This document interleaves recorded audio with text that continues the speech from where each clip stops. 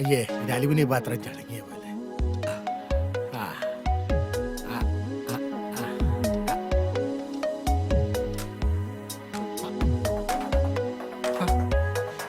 ഇതേതാടാ നല്ലോ ഇതാരാടോ? നോക്കട്ടെ. ആ, ഇത് ഇവളാണ് പാപ്പച്ചായ, അംബിക. ആഹാ. ഞാൻ വിചാരിച്ചതിനെ തന്നെ പാപ്പച്ചായ സെലക്ട് ചെയ്തു. ഇവളുടെ ഭർത്താവ് ഗൾഫിലാണ്. ആഹാ. വീട്ടിൽ അടയിരുന്ന് മടുത്തു. ആ. ഞാൻ നേരത്തെ മുതലേ പാപ്പച്ചായന് വേണ്ടി കണ്ടുവച്ചിരുന്നതാ. ആഹാ. ഇവൾ എന്റെ നമ്പർ തേടി പിടിച്ചു വിളിച്ചു. എന്ന് പറഞ്ഞ ഓൾ കേരള ഡിസ്ട്രിബ്യൂട്ടർ താനല്ലേ? പലതിന്റെ റിലീസ് താൻ വഴിയല്ലേ? പക്ഷേ പാപ്പച്ചായന് വേണ്ടി ആലോചിക്കുമ്പോഴാണ് ഞാൻ കുഴയുന്നത്. അതെന്നാടോ? ഓ, പാപ്പച്ചായന്റെ അവസാനത്തെ ആ പണി അത് പെണ്ണുങ്ങൾക്ക് സഹിക്കാൻ വലിയ പാടാ.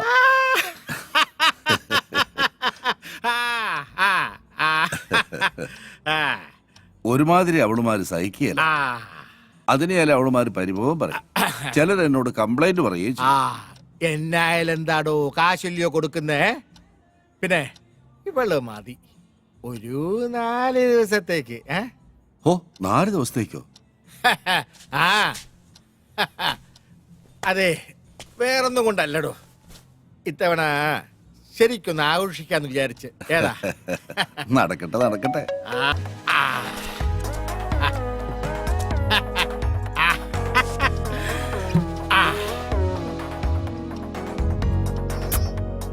ഓ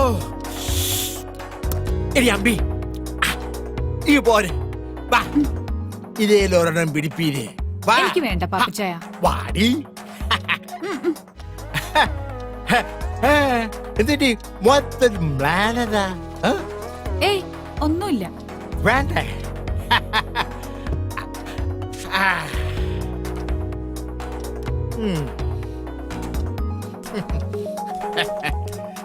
പാപ്പച്ചായൻ എന്നെ എന്നാ വിളിച്ചേ? അമ്പീന്ന്.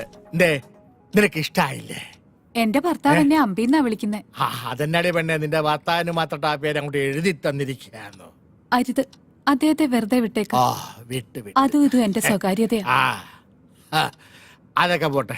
നിന്റെ ഈ ഭർത്താവ് ഗൾഫിൽ പോയിട്ട് എത്ര ആളായി? 3 വർഷം. ശ്രീധരൻ ചേട്ടൻ നിർബന്ധിച്ചപ്പോ ഞാൻ തെറ്റി ശരി നോക്കിയില്ല. ഇത്രയും നാള് മനസ്സിൽ വെച്ചിരുന്നത് ശമിപ്പിക്കണം, അത്രേ ഉദ്ദേശിച്ചുള്ളൂ.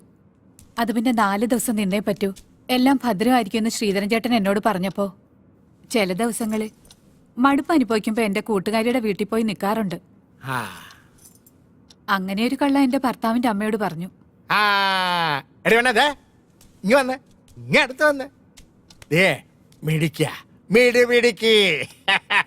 ഞാൻ എത്രാമത്തെയാ പാപ്പച്ചായന്റെ ലിസ്റ്റിൽ? ഇതിന്റെയൊക്കെ ലിസ്റ്റ് ആര് നോക്കുന്നു? കള്ളൻ. പിന്നെ നീ അപ്പൊ പോയല്ലേ? അതെ, ഉച്ചയ്ക്ക് മുന്നേ വീട്ടിലെത്തണം, അല്ലെങ്കിൽ ഞാൻ പാപ്പച്ചായന്റെ കൂടെ വരേണ്ടി വരും.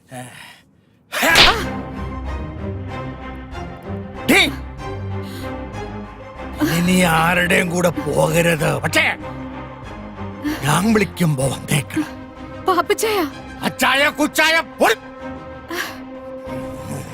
ഓടി. രാജേഷേ, ആ പാലാ പാപ്പച്ചന്റെ റൂമിലേക്ക് ഒരു ഫിഷ് കറി മീൽസ് വേഗം കൊടുത്തരെ.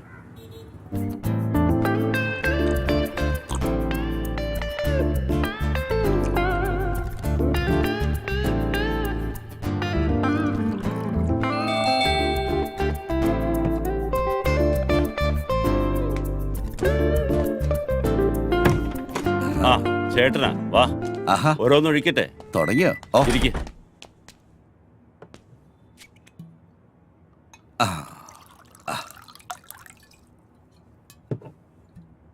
ഞാൻ ശ്രീധരേട്ടനോടൊരു കാര്യം ചോദിച്ചോട്ടെ? പല പ്രാവശ്യം ചോദിക്കണമെന്ന് തോന്നിയിട്ടുള്ളതാ.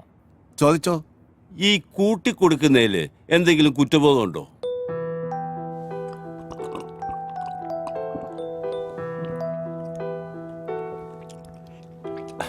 അല്ല, ഞാൻ ചോദിച്ചെന്നേ ഉള്ളൂ. ഇല്ല, ഒരു കുറ്റബോധവും ഇല്ല. ജീവിക്കണം, കൂടെ ഉള്ളവർ ജീവിപ്പിക്കണം. എന്റെ മോടെ പഠിപ്പ് മുടങ്ങരുത്.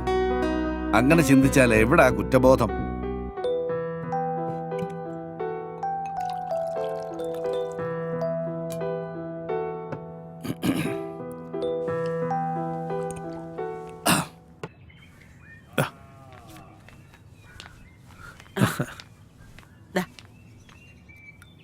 ദാടാ. ഈ കല്യാണം എന്നൊക്കെ പറഞ്ഞ ഒരു സമയവാ, അത് അതിന്റെ സമയത്ത് നടക്കത്തുള്ളൂ അല്ലെ? കുറിപ്പ് എനിക്കിട്ടൊന്ന് അയ്യോ താങ്ങിയതാണല്ലോ. എന്റെ പൊന്നു തമ്പുരാനെ അങ്ങനെ കരുതല്ലേ. ജോത്സ്യപ്രകാരം അങ്ങനെ ഒരു ചൊല്ലുണ്ടല്ലോ, അതുകൊണ്ട് പറഞ്ഞതാ. ആ അത് പറഞ്ഞപ്പോഴാ ഓർത്തത്, നമുക്കൊരു ജോത്സ്യനെ കാണണ്ടേ ഭദ്ര. അവനിങ്ങി വരട്ടെ ചേച്ചി, നമുക്ക് നോക്കാം. ഉം. അല്ല, വിഷ്ണുകുഞ്ഞ് ബോംബെയിൽ കോൾഗേറ്റ് കമ്പനിയുടെ മാനേജർ അല്ലേ? ഉം. അതിന് പറ്റിയ പെമ്പിള്ളാരെ ആരെങ്കിലും ആലോചിച്ചാ അവർക്ക് ഈ പട്ടിക്കാട് വല്ലതും ഇഷ്ടപ്പെടുവോ? എന്റെ തമ്പുരാനെ, ഈ ഇല്ലൊക്കെ അങ്ങോട്ട് വിറ്റിട്ട് വല്ല ടൗണിലും പോയി നല്ല വീടെടുത്ത് അങ്ങോട്ട് എടോ താമസിക്കും. എനിക്ക് ഇതൊക്കെ മതിയടോ. അയ്യോ, അവന്റെ കാര്യമല്ലേ, അവൻ വരട്ടെ നോക്കാം. ആ എന്നാ പിന്നെ ഞാനങ്ങോട്ട്. ഉം. ശരി.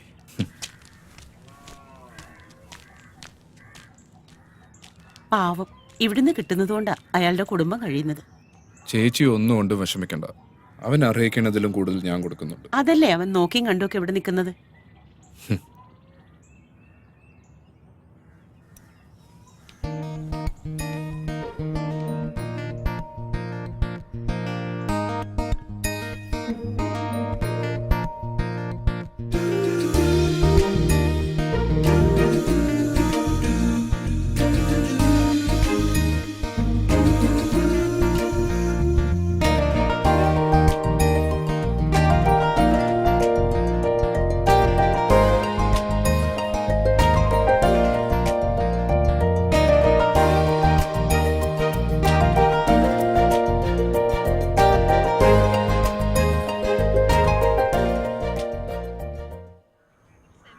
എന്താ സീതര പ്രോഗ്രാം?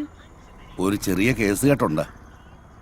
ചെറുക്കനും പെണ്ണും സ്നേഹത്തിലാ. ആ. നമ്മൾ ഇടനില നിന്ന് സ്ത്രീധനം ഉറപ്പിച്ചു കൊടുത്താൽ മതി. പക്ഷെ ഇപ്പൊ സ്നേഹത്തിനൊന്നും വിലയില്ലല്ലോ.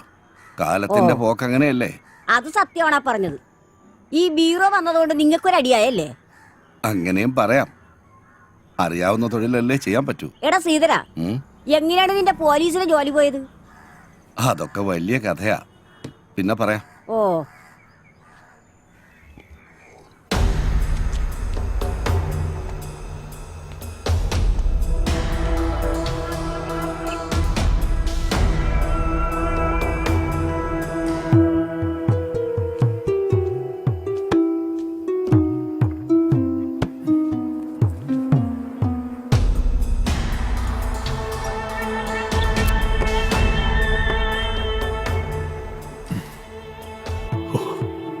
എന്റെ ഭഗവാനെ, ഈ ഇല്ലത്തിന് പുറകിലുള്ള ഈ നിലവറയും ഈ കടലുമാണ് എന്റെ ഐശ്വര്യം.